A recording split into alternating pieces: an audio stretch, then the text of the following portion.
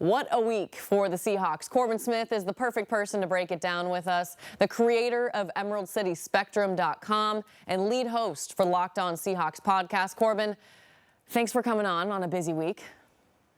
Yeah, thanks for having me, Alyssa. Appreciate it. All right, let's start off with the latest. Cooper Kupp, wide receiver from the LA Rams, released by the Rams, reportedly signing with the Seahawks. How do you like this wide receiver room now? I think that this was the best fit for both the team and the player. And I know that Cooper Kupp is not the player that he was in 2021 when he pulled off the Triple Crown. He's going to be 31 years old in the near future, not in the prime of his career, but he still had almost 70 catches and 700 yards and 6 touchdowns last year with the Rams. He is still a capable target. And I think in this system, there's going to be some carryover. Jake Peetz previously coached him with the Rams, is on Seattle's staff. Kubiak runs some similar stuff. I expect that this is going to be a good fit for him being the backside receiver that can run dig routes and can handle corner routes and things like that, that is going to be able to get plenty of target share, especially now they have Marquez Valdez-Scantling that's able to run safeties off with that speed and vertical route component. And always the injury question with any wide receiver. You got to stay healthy, and hopefully he will in Seattle. Let's talk about Sam Darnold and his press conference yesterday. Showed up in a flannel, really Pacific Northwest vibes already. What I thought was really interesting were his comments about Brock Purdy and learning behind him in San Francisco, saying that he kind of taught him to be more of a point guard. Hey, I've got all these playmakers. I just need to distribute to them. What did you think of that comment? And do you think you saw it in Minnesota and it'll maybe carry over here?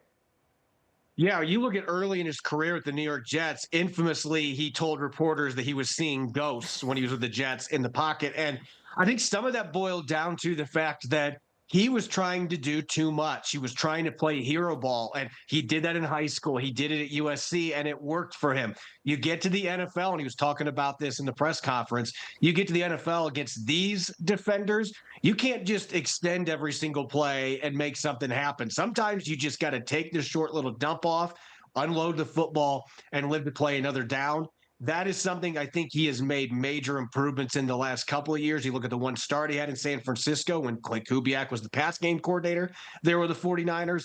Obviously, he has learned from Brock Purdy and Kubiak on that front. I think he's just seeing the game a lot differently, and there's still room to grow, as we saw the last couple of games where he struggled in Week 18 and the playoff loss for the Vikings. He still has room to grow in those departments. When will they learn no hero in the world can save the New York Jets? It just won't happen. Okay, when we talk about Clint Kubiak's offense, how similar do you think that Clint Kubiak's offense here in Seattle will look to Minnesota's offense that Sam Darnold played in last year? I think you'll see a lot of the same route concepts and route designs. The big difference is going to be the way that personnel groupings are used, because Kevin O'Connell comes from the Sean McVay sector. There's two different sectors of the Kyle Shanahan and Mike Shanahan tree, and that sector has more 11 personnel with 3 wide receivers.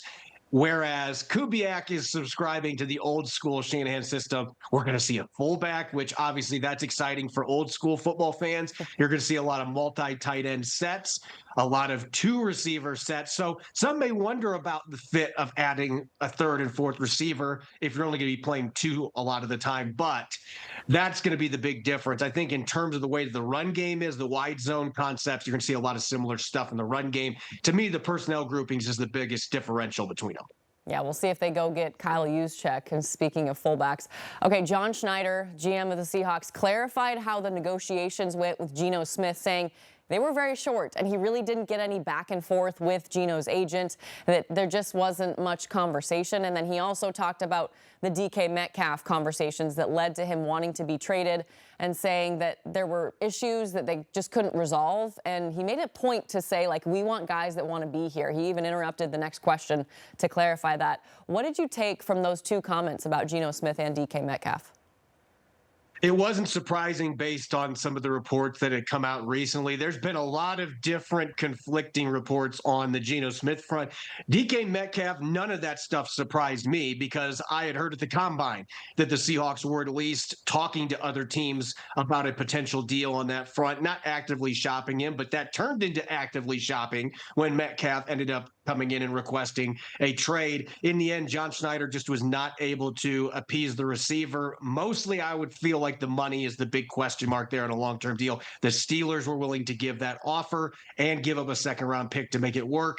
So the Seahawks were able to quickly pivot, as John Schneider used that word about 15 times yesterday, pivot on both of these situations and start moving forward to try to find replacements to at least supplement the loss of production. And this replacement, Sam Darnold, has the caveat of it won't be successful unless you build that offensive line. Reports are saying that the Seahawks might be talking to Tevin Jenkins. In terms of free agents and other guys they could target, who do you think they will go after? Who do you think they should? Yeah, if we're going to go down the will target pipeline, I do think that Lucas Patrick from the Saints, that relationship with Clint Kubiak and John Benton, who were both in New Orleans last year, he is an older player at 31, but he had a good season for New Orleans last year, and he could play center and both guard positions. So he's a really versatile player that I think could plug in as a starter for you while the young guys get caught up. That would make some sense. As far as who I think they should go after, if Tevin Jenkins doesn't work out, they're going to be visiting with him Monday, so it seems like that is heading that direction. They could sign him. But if that doesn't work out, Mekhi Becton, who played for the Eagles this past season, converted tackle to guard, has played for John Benton previously with the Jets. 360 pounds, but he's athletic. He can play in this scheme. I am thoroughly convinced of that. He's only 25 years old. And again, he won a Super Bowl last year, really turned his career around. I think that Mekhi Becton would make a lot of sense for the Seahawks, but my understanding is they are not looking in that direction, at least for right now. And odds are that 5 minutes after this show, something will break anyways and change a bunch of the landscape. That is why you should check out EmeraldCitySpectrum.com and follow Corbin Smith on X at Corbin Smith NFL. Corbin, thank you always for the time. Thanks for having me, Alyssa.